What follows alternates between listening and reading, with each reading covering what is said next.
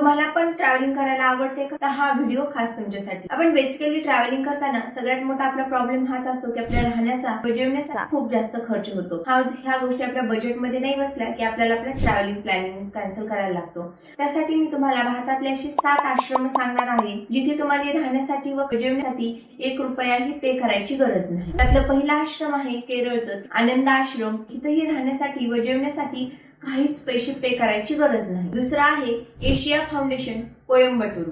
इथेही राहण्यासाठी व जेवणासाठी काहीच पैसे पे करायची गरज नाही. तिसरा आहे गीता भवन जे उत्तराखंड मध्ये आहे. इथेही राहण्यासाठी व जेवणासाठी काहीच पैसे पे करायची गरज नाही. ऋषिकेश मधला आणखीन एक आश्रम भारत हेरिटेज. इथेही राहण्यासाठी व जेवणासाठी काहीच पैसे पे करायची गरज नाही.